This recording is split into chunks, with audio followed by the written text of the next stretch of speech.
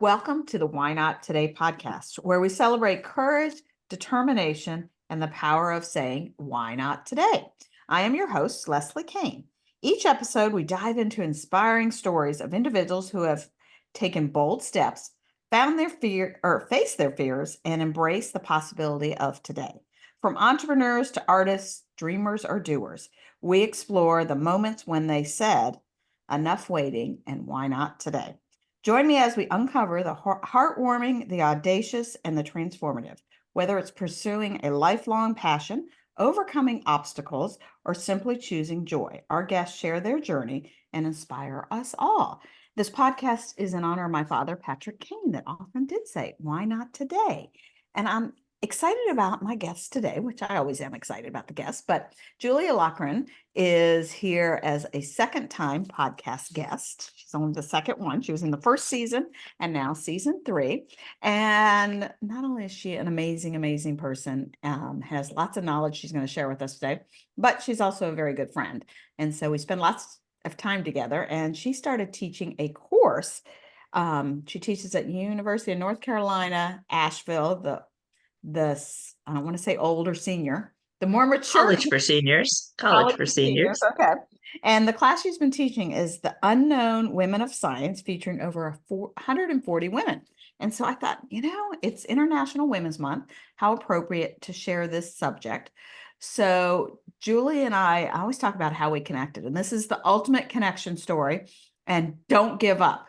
So years ago, it was probably 15 years ago now or so.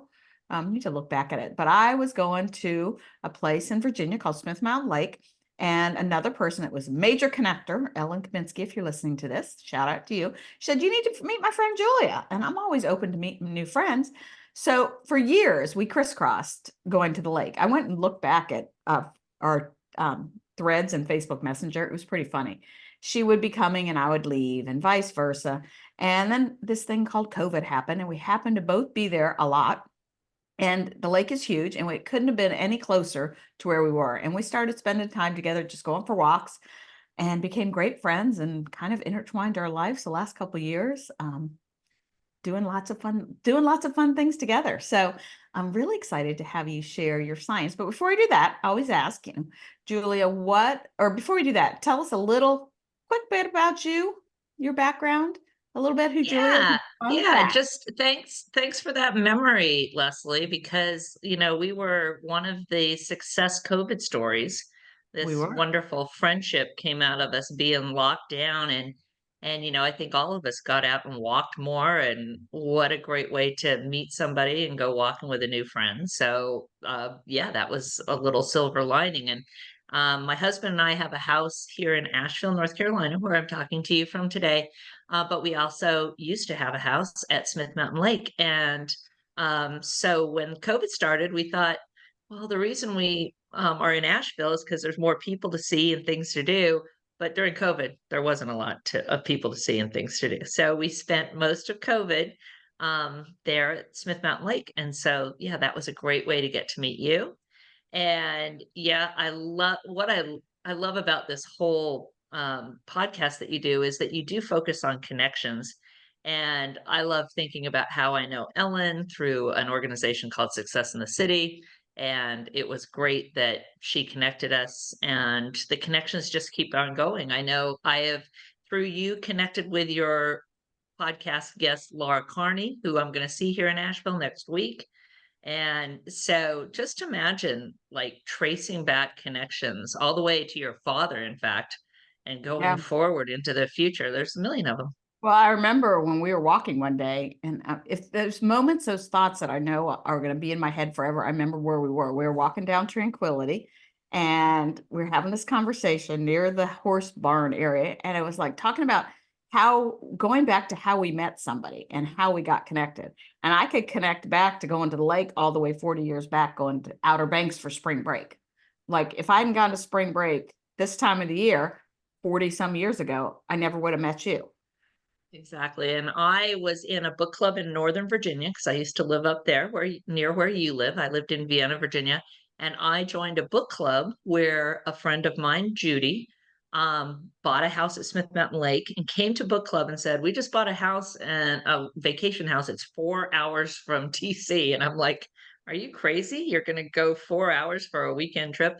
But fast forward, we ended up buying a house there. And so, yeah, it's crazy how those certain choices in your life and saying why not today Exactly. leads you to where we are today on the Why Not Today podcast. Yep, you never know. So, what's a fun fact about Julia that somebody might not know or I might not know? I mean, there's so many fun facts about Julia.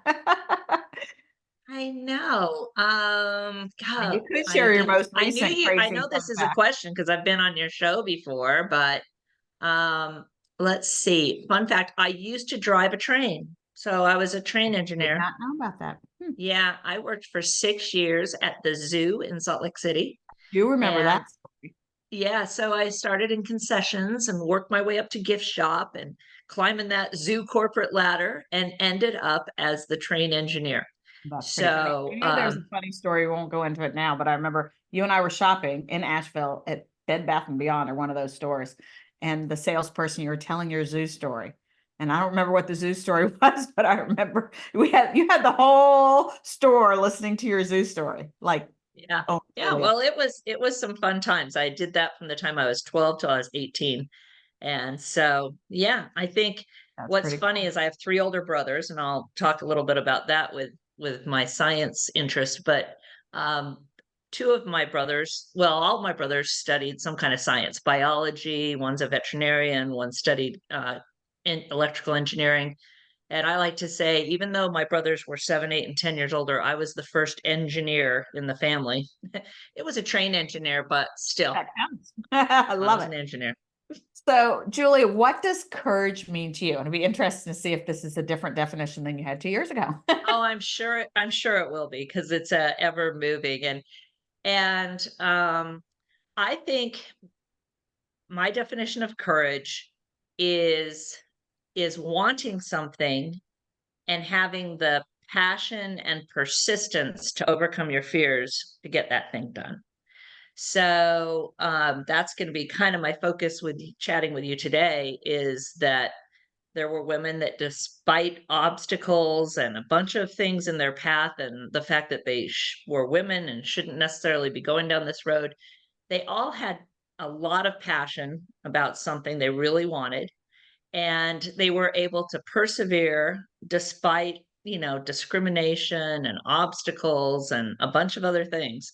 So I think it took real courage for them. I mean, I'm talking about a lot of women in the 17th, 18th centuries Wow. where women were not in these kind of roles. So I think for these women that I feature in my Unknown Women of Science, it took incredible courage, and behind that level of courage was persistence and passion and just a dedication to their goals.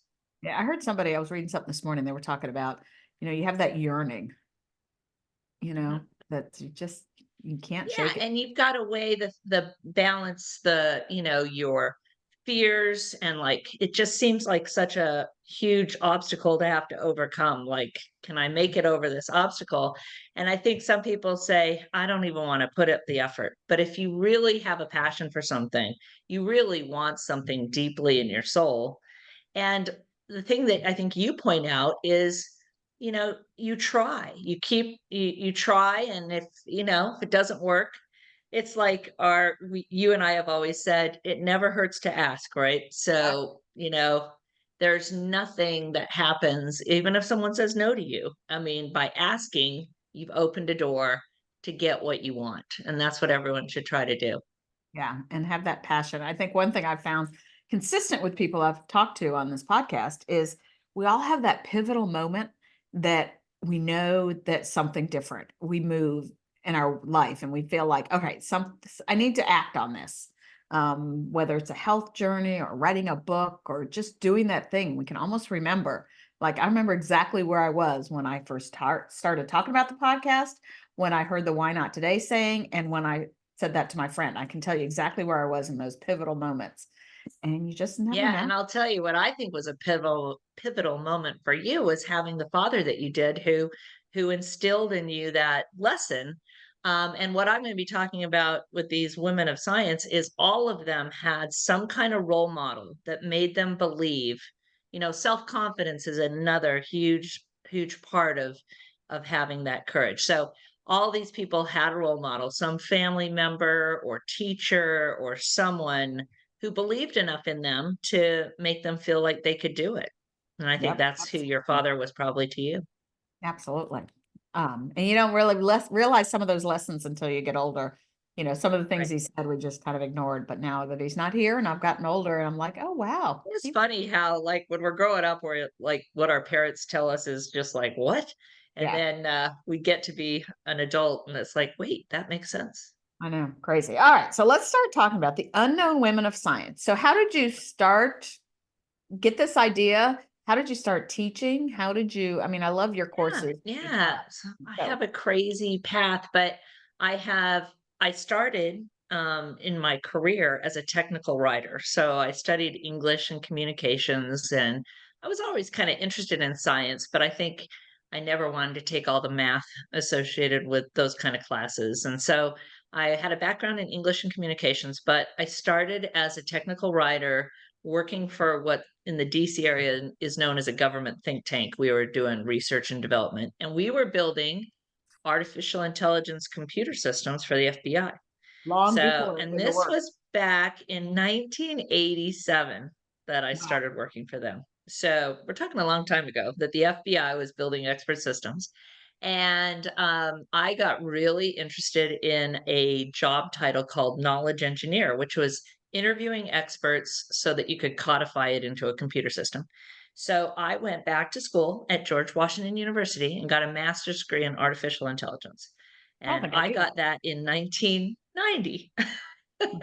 So I'm always laughing right now because the AI seems to be just in the news and everywhere, and chat GPT and all that kind of stuff. Well, I was building neural networks, which is really sort of how chat GPT works. And I was doing that back in 1990. So I've been Wow. interested in science, and I was always aware how few people were in my area of study, and I ended up starting a government contracting firm with another woman. And we did a lot of military contracts and, using computer systems to train distributed teams. And I was just amazed how we were like some of the only women in that whole field. And in fact, today, computer science is one of the lower STEM areas that women have infiltrated. So anyway, that's how I got interested in it. Fast forward to retiring and moving to Asheville. I knew there was this college for seniors. It's actually part of the Osher Lifelong Learning Institute, which I think They has have it many here too. campuses. Yeah. Yeah, you have one at George Mason. Yeah. And so as it turns out, I found I have a deep passion for teaching. So I started teaching more computer, like how to use your cell phone apps or something. And then I did a thing on health apps, and then I did a thing on travel apps. But I've taught a lot of classes. I found out that they were very willing to have me teach any class I was interested in. So I started teaching the science of happiness and the science of sleep.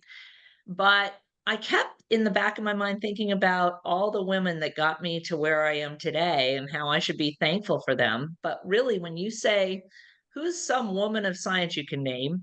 Everyone can think of one name, and it's Marie Curie. And she is a woman who won 2 Nobel Prizes in physics and chemistry, but not I've many people never heard can of her. name other women of science. Yeah. So I wanted to start to spread the word and have people find out about their backstories and what they did to change the world. That's awesome. And, go back to all of our connections. Like I was just listening to a recording with Laura Carney, who is a guest on here, and she said her next book she wants to do is the women have done things first. Yeah. Uh, Well, yeah, I have a lot of first women, like the first woman who ever went to medical school. and The also first talking about women that have done things first, not even the first woman. Yeah, Like yeah, yeah. fact that she did Well, her dad's bucket list. Who knows if anybody else has done that? yeah, Like, yeah, I know. I think that's such a cool, cool story. So, yeah, well, so let's there's talk about these definitely women. what? I said, let's talk about these women. Yeah, let's do that. We're eating up all their time and they deserve some time. I'm looking at like share screen. I'm trying to find it. Did you make me a co-host, darling? I did. Okay, I just can't find So share this is screen. both audio and video. So if you're watching the video component, then you might see a shared screen if we can figure it out. But if not, most of people are probably listening audio. So we're going to Yeah, keep. yeah. So I might just have to skip this because I don't really see. I see a Or maybe I show can closed attach it captions. to show notes. That's okay. I just have pictures, maybe somewhere on the Why Not Today side or something you can post this. So people, if they're interested in seeing the pictures of these women, or they can look them up. So, I like to talk about people who had a lot of passion for something, even when they shouldn't have. And so I tongue in cheek say that the first woman I'm going to talk to you about is a woman named Carolyn Herschel, and that's spelled Herschel. And she lived back in the late 19th century, 1800s, and she she grew up in Germany, where she had what did she suffered from typhus when she was a young child, and she shouldn't have even lived, but it stunted her growth. She only grew to 4 feet 2 inches. She was Wow. blind in one eye, and her mother believed that women should be in the kitchen taking care of men and not studying. And her father educated her brothers, kind of homeschooling. And her father, if her mother wasn't around, used to let Carolyn kind of sit in because Carolyn really wanted to learn. Fast forward when her brother moved to England, she was sent to kind of keep house for him, and he was a musician who was very interested in astronomy, just as a side gig. And he started building telescopes, and his sister started helping him. And he decided to educate his sister about astronomy and all this stuff. So whenever her brother was gone, she'd start looking at through the telescopes. Well, she helped her brother discover the planet Uranus, which hadn't been they hadn't discovered a planet for a long time. Wow. And because of that, the King James or something, made her brother the chief astronomer to the king. And her brother William, was nice enough to say, "My sister helps me all the time. So can you maybe bring her along?" And the king paid her. She is the first paid woman astronomer. Oh, wow. And she went on to discover comets and nebulae and all this stuff in the universe when there was no women astronomers anywhere. But Carolyn Herschel really, really had a passion. And even after her brother had died, she ended up working with her nephew, her brother's son, and they continued to make discoveries. And so, fast forward, she was given a very high ranking in the astronomy world. And so anyway, one of my favorite Carolyn quotes is, and I think this is true about courage: "There is no royal road to science, and only those who are willing to work hard and persevere can hope to achieve great things." So, so That, again, courage, if it's anything you're doing that takes a lot of courage, it's not going to necessarily be easy peasy. yeah, definitely Have to not. work hard, and you're going to have to want to persevere. So it has to be something you're passionate about, I think. And I And think, I think Carolyn Herschel exemplifies how passionate she was about the stars. yeah, and she was doing it kind of on the sly, you Yeah, know, yeah, when her brother yeah. wasn't around, learning and teaching She, herself, and she didn't yeah, have a she mentor. ended up, she ended up just, yeah, very self-taught. And really, her brother's like, "Hey, this is my gig," but she's like on the sly, sneaking Well, peeks in on his Princeton, he telescope. gave her space and said that she made a difference Yeah, yeah, or was part of it. yeah. Really cool. And again, I think it started with her father who believed in her. And, there's many stories about it's the parents of these women that really instill in them a confidence. And that's why I think I ended up I was never told, "You're a woman, you can't study science or engineering or math or anything. You can do whatever you want." Right. And I'm also kind of a living proof that it's never too late. I didn't get my master's degree till I was 30. And I know a lot of people who go back to school and do something. And it turns out that I think my real passion was teaching, which, I would never be here if I just started as a teacher. But I do love, love, love teaching. That's funny. We never talked about this, but I got my MBA when I turned 30 also. Ah, there we go.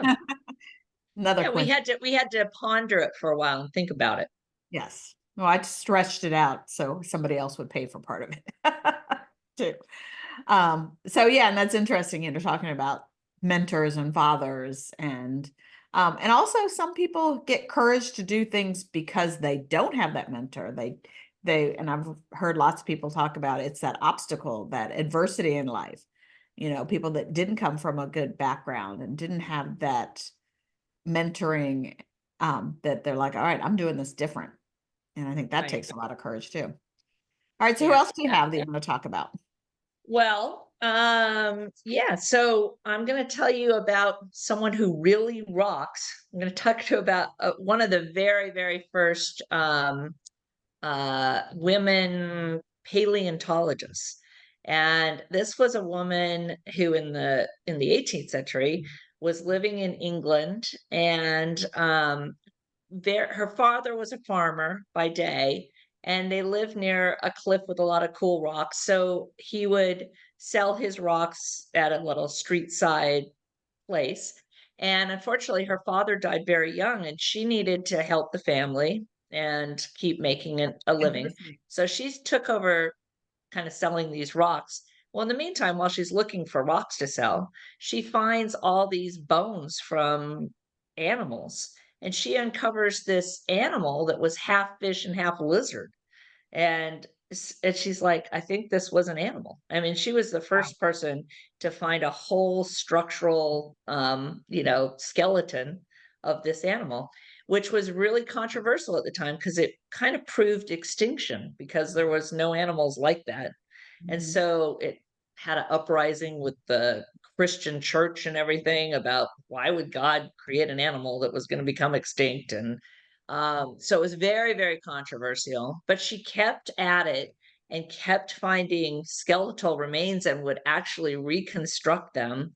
But there were other people studying that kind of stuff, paleontology and stuff. And um, they would talk to her and they would actually steal her findings or write them up in reports because at that time women could never publish their findings. And yet she kept doing that till the day she died.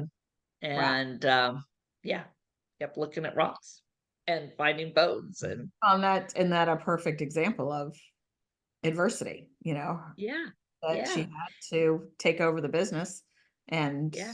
and that led to something totally different. Exactly, exactly. And again, finally, she was accepted, I think, even maybe after her death, into the Geological Society because of all of her contributions. But in a lot of these stories I'm going to tell you, like these women weren't recognized for their greatness until sometimes hundreds of years after their death. So, Yeah. yeah, yeah. Wow. All right. Who else? Anybody else? I know you said you had Oh some God, there's so many. your Leslie, favorite I had a one. hard time sort of hand picking some, but I tried to pick them from different eras and different times. So I think everyone knows about, the double helix and chromosomes, and Watson and Crick, who like were the people that supposedly discovered the double helix. Well, it turns out that their whole discovery was based on a woman named Rosalind Franklin, who was, let me get this right, she was a crystallographer, which meant that she took photographs of very, very small things like DNA. And if you find a place to post my slides someplace, I've got a picture of this slide she took called Photograph 51. And you can see the double helix in the DNA. And right away, Watson and Crick, um, kind of took that photograph and ran with it, and they ended up getting the Nobel Prize for discovering the double helix of DNA. But again, no credit to her, and in fact, they kind of badmouthed her Oh, wow. and everything else. And they would have never found this without the work that she did. So she was definitely a co-collaborator on that. So how did you find these women? That's a good question. It turns out there's about 4 books that I could find and dig up. Some are like a children's books that identify these women. And I just came across a woman. She lives in Maryland. She's a astrologer. No, she's not an astrologer. That would be like she'd be into signs. But no, she's a astronomical engineer or something. I mean, she's worked for NASA for a long time. And she wrote a book called The Hidden Giants. And Seth Ann Howard is her name. And I recently found that. But a lot of it was just through connections, like you were talking about. I would do some digging on who are the unknown women of physics, and I would find these women and read their stories. And the way I teach my class, I feature these women and I show short YouTube videos. So, one of the sort of bonus women of science that I feature is this woman who has taken it upon herself to write Wikipedia entries about these women. And she has written something like over 1,700 Wow. Wikipedia entries about women in science. So, thanks to Wikipedia and all of her efforts, I've been able to uncover and unearth a lot of these women. And, each one of them story is so unique. I mean, just kind of featured 3 of them, but, and I really, of the 140 plus women, those are all women who have passed away. I do one last class on the living women of science. So let's talk And about one of those. yeah, well, there's 2 women, a US woman and a French woman, who actually discovered CRISPR, the ability to kind of combine, you know, put put things into the DNA. And, people with genetic defects, like we know your sister has Down syndrome. They're looking at ways in which you could change the DNA. And again, they talk about how this could be used for good or for evil, but it's really science that can help a lot of diseases and illnesses, and kind of reverse a lot of problems by being able to.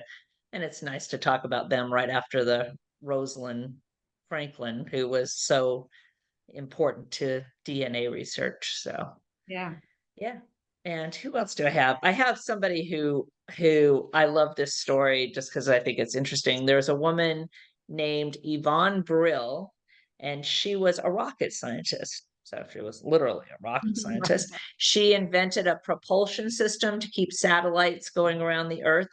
And when she passed away, her obituary started, and this was in the New York Times, um, something like Yvonne Brill made a really mean beef stroganoff. And she also traveled around the country with her husband to different jobs for 7 years, raising their 3 children. Oh, and way down buried in the obituary, she also is this brilliant rocket propulsion engineer who made these discoveries that are still being used today.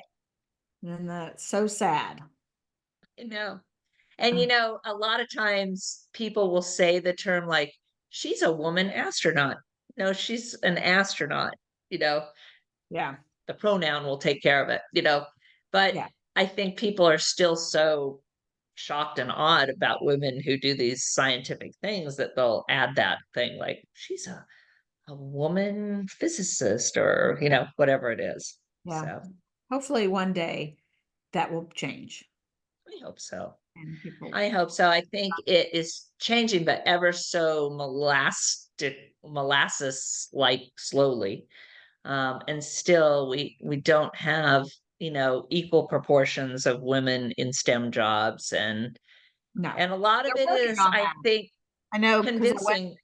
I went What? to a Virginia Tech alumni women's event, and it was all about STEM and how can we get women and young girls in STEM. And they say a lot of them start and then they go off and do other things, but it's keeping them there and keeping their Well, interest.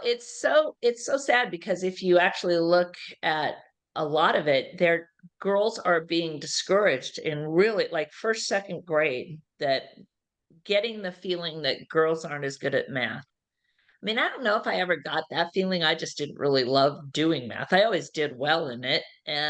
But, I enjoyed doing things like writing English papers more than I enjoyed doing, different types of Right. equations. So, um, but but yeah, I think it's really important that teachers instill in girls, that parents, friends of people who have young girls, just so they know. I mean, one of the things I did after I stopped my kind of defense contracting company was work as a life coach for kids. And my biggest thing was giving them the self-confidence that they could do anything they wanted to do. So, and that's what I really think we need to do. And part of that is sharing these stories. I hope that some of this curriculum that I've kind of developed can get into younger age schools, junior highs, high schools. Yeah, Yeah. that's women and confidence. Um, it goes back to two things when you're talking about that with my background with Mary Kay Cosmetics. Is Mary Kay often was, when she worked for another company before she started her own company, was told she thought like a woman. And she's like, and that's a good thing. And then the other Yeah. thing is I've heard a woman's self-confidence is highest at age 10. Wow. So that is one thing I am passionate about, is helping people be more confident. And I think the whole Why Not Today mission and vision is to give people confidence, whether you're young or old or, starting over or getting ready to retire. Like, why not today? Do the thing that you've been talking about forever. I know you're retired, I guess, quote unquote, but you're busier than most people. So, well, I know we could talk about these people forever and ever, but we don't want to keep people on all the time. So, how would you encourage somebody else to be courageous? Let's see. Well, you just triggered in me this whole thing about uh girls' self-confidence and being confident. And it's a crazy thing, but I think everyone can benefit from saying positive affirmations to themselves. I mean, I am great. I'm wonderful. I can do anything I want to do. I'm a good friend. I'm a good listener. I'm a good whatever. Affirm it and really believe it. I used to tell these kids that I coached to like seriously look in the mirror and they would roll their eyes like, I'm not going to do that. That's crazy. But our brains listen to what we say and do. And I think we have to do that. I also think, there's going to be people you meet along the way that try to stop you from your passions, and you have to stand up for yourself. So I want to tell one more really short story about my last woman that I want to feature because she did something truly amazing. See if I can find her first name. Her last name's Jacoby. Um, Anyway, she was one of the first people to go to medical school, and she was studying or working. And there was a doctor who put out a paper because he wanted to keep women out of medical school. So he Wow. put out this sort of bogus paper that women during their menstruation are hysterical and can't learn and can't work, and so they should be not let into higher levels of education. And this was his thesis. It was fake news. So she takes it upon herself to do like a year-long study, studying like hundreds of women and giving them tests and gathering data so that she can prove that his paper is completely false. Wow. That guess what? We can actually be Function. women and still learn things. Um, so, she just really fought, and her controversial essay was awarded Harvard's Boylston Medical Prize because she had data to back it up. This guy was just making false claims, trying to get everyone to keep women out of schools. And so I think it took a lot of courage for her to do that. Absolutely. Yeah, yeah. All I'm those. glad she did. Yeah, me too. Amazing how they'd stop us from doing so many things. I know. Yeah. So I always talk about how we connect back to my dad. And oh my goodness, if you and my dad had lived at the same, or you had never met my dad, I can only imagine the fun and the Would have had a trouble. great conversation.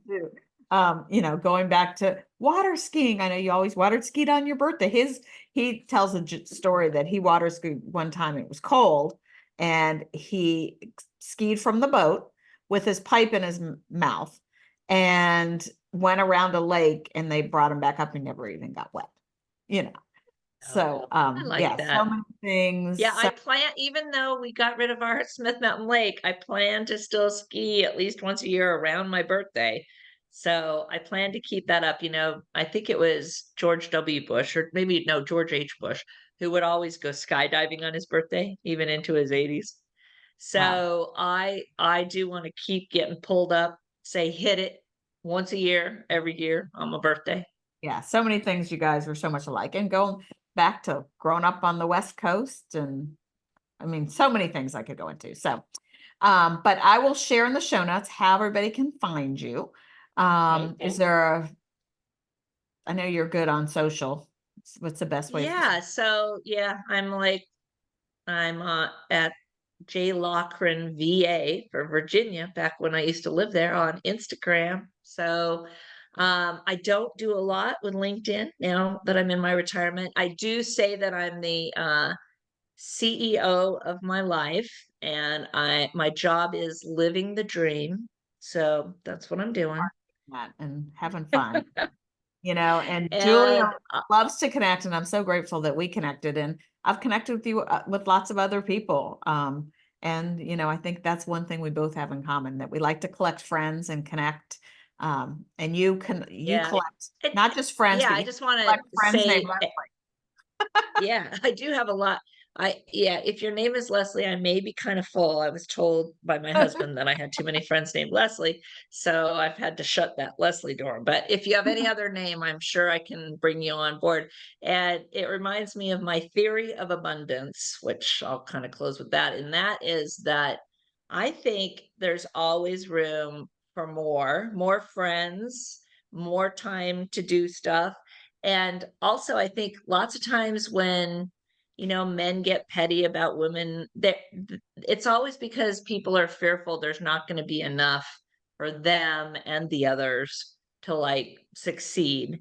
And I am a firm believer that more is more, and there will always be enough. And I will always want to help others, particularly women who are struggling, but men too. And I think that there's enough for all of us. So go forth and be happy, do more stuff, Live live your your life. passion, Say live why your not dream. today? Yeah. And why not today? It's a beautiful day. Exactly. So, well, thank you for being my guest and always being willing to share. And we can, Anytime, well, Leslie. I love your I know. show. I love that I was one of the first people that listens to one of the first podcasts You when you were were. the first person to listen to the first podcast, and I probably have listened to Anyway, most. I So love it. And I learned so much from your other guests, and they're all inspirational. And I think that's what we all need, is a little extra inspiration. And hopefully, these women I told you about will inspire people to go out and live their dream. absolutely. Well, thanks for being our guest, and thank you everybody for joining us on this inspiring journey. Remember, every day is an opportunity to take action, choose your dreams, and make a difference. So why not today? Subscribe, share, and keep pushing forward. Until the next time, stay motivated and make things happen. And don't forget, always say, why not today?